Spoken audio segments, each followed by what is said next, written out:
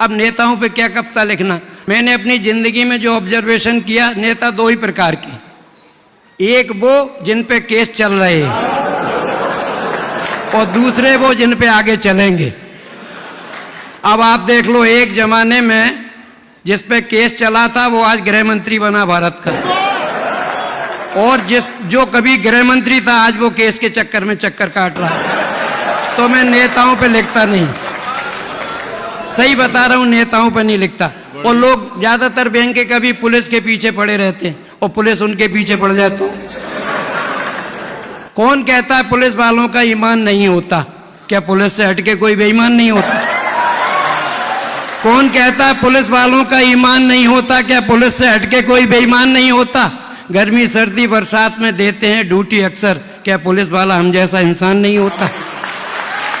तो इन पे नहीं, मैं उन चीज़ों पे लिखता हूँ कविता जो हम और आपके पारिवारिक संस्कार, भाई बहन माँ बाप, इन सब पे सब्जेक्ट इन पे लिखो। मैं सदा इंसानियत के वास्ते लिखता हूँ, जिंदगी पर जिंदगी के सच्चे हाथ से लिखता हूँ।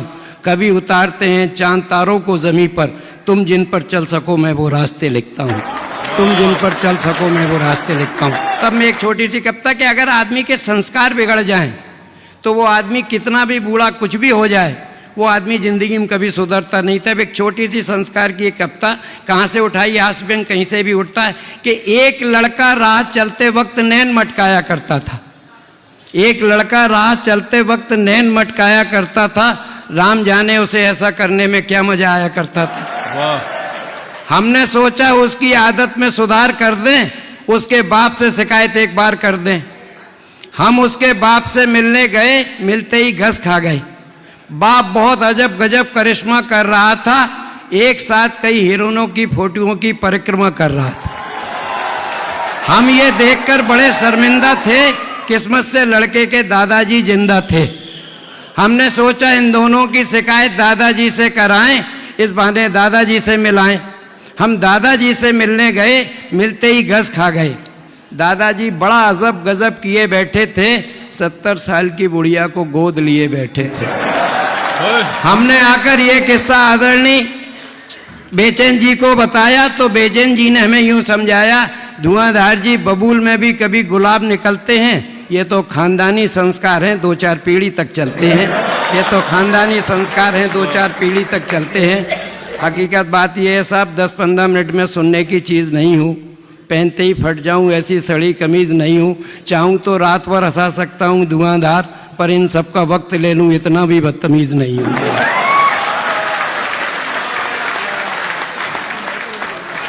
मैं जिंदगी में 30, 35, 40 साल से कविता पढ़ रहा हूँ, मैं मंच पे नहीं आ पाया।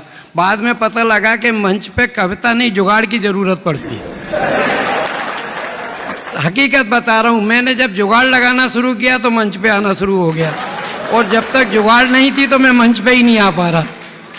तब मैं ये बात करता हूं कि पैरों तले जमीन नहीं बात करता है पहाड़ से, पैरों तले जमीन नहीं बात करता है पहाड़ से, सिपाही दरोगा पे अकड़ रहा है एसपी की आड़ से, सिपाही दरोगा पे अकड़ रहा है एसपी की आड़ से। और कौन कितना विद्वान है ये तो हम सब जानते हैं, पर यहाँ जितने भी आए सब आए अपनी अपनी जुगाड़ से। मैं बिल्कुल सच बता रहा हूँ, हकीकत बता रहा हूँ। जो बहुत अच्छे कवि हैं वो घरों में बैठे, जो बहुत अच्छा लिख रहे हैं, जिनने बड़े बड़े काव्य महाकाव्य लिखे, सब घरों में बैठे। और ये मंची जो है ना, इनके लिए ये 4 पंक्तियां कि मंची कवियों की एक सी नौटंकी है, उछाल में कोई भालू तो कोई मंकी है। मंची कवियों की एक सी नौटंकी है, उछाल में कोई भालू तो कोई मंकी है, जो जहाँ जम जाए धक जाए वही धुआंधार, कविता ना इनकी डंकी है ना कविता मेरी डंकी है।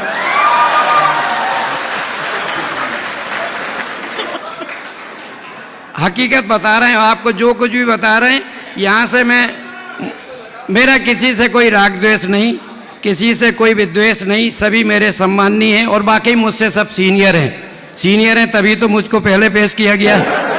बस फर्क सिर्फ इतना है कि इनको मान्यता मिल गई है, मैं मान्यता लेने के लिए फिर रहा हूं। ये सब स्थापित कवि है, मैं विस्थापित कवि, इतना अंतर है, बाकी ज्यादा कुछ नहीं है। लेकिन एक मेरा निवेदन है कि इन सबको दिमाग से हटाओगे तो आप मेरे को सुन पाओ। क्योंकि कई बार होता है कोई बड़ा कवि बैठा होता है, हमें उन तक पहुंचना है, उन तक पहुंच, अरे तो उन तक पहुंचना तो फिर हम तक क्यों बुलाया?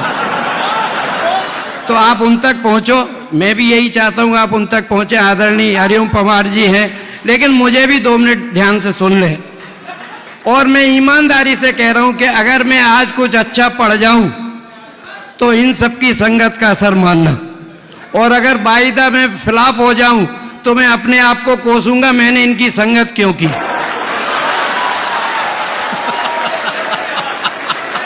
मैं सच बता रहा हूं, बिल्कुल ईमानदारी की बात बता रहा हूं। जिंदाबाद जिंदाबाद। मैं बिल्कुल सच बता रहा हूं। मैं बेचैन जी का बहुत, मुझे आज तक समझ में नहीं आया इन्हें बेचैन नाम क्यों रखा। ये भगवान की कृपा से बहुत चैन में है, फिर भी अभी तक बेचैन में है। क्यों बेचैन में मेरे को समझ में नहीं आया। हिंदुस्तान के माने हुए जाने माने कवि हैं, बहुत अच्छे संचालक हैं। मैंने अपनी लाइफ में मात्र 5 संचालकों के, अच्छे संचालकों के साथ का पाठ किया। ये अलग बात है 4 इस दुनिया में अब नहीं है। नहीं, लेकिन मैं आपकी लंबी आयु के लिए दुआ करता हूँ, भगवान करे ये बहुत लंबे हों। मैं यहाँ से अपना काव्य पाठ शुरू करता हूँ कि पूजा अर्चना की तरह मैं ये काम करता हूँ। आप सबको झुककर प्रणाम करता हूँ। मालिक ने बख्शी है कविताई दौलत मुझे, ये दौलत मैं आप सबके नाम करता हूँ। भाई वाह। आज जैसा कि देश में माहौल है, जरूरी है कि हमारे देश में एकता रहना चाहिए। कोई भी हिंदू मुस्लिम की बात अगर होती है तो देश टूट सकता है। तब ये 4 पंक्तियाँ, मुझे साहब चुटकुले नहीं आते, और वो इसलिए नहीं आते कि चुटकुलों की 10 रुपए की किताब आती है। आप भी कितने पैसे दे के चुटकुले काय को सुनना चाह रहे हो? आप भी अच्छी अच्छी कविताएं सुनो। मैं कविताओं में हर बात कहूँगा। तब ये 4 पंक्तियाँ कि आज देश को किन पंक्तियों की ज़रूरत है कि पत्थरों को तराश करना उन्हें भगवान बनाए, पत्थरों को तराश करना उन्हें भगवान बनाए, शैतानों को तलाश कर उन्हें इंसान बनाए, शैतानों को तलाश कर उन्हें इंसान बनाए। हमारी देश की एकता हो अमर अजर धुआंधार, आओ हम सब मिलकर हिंदुस्तान बनाए। वाह वाह वाह वाह। आओ हम सब मिलकर हिंदुस्तान बनाए।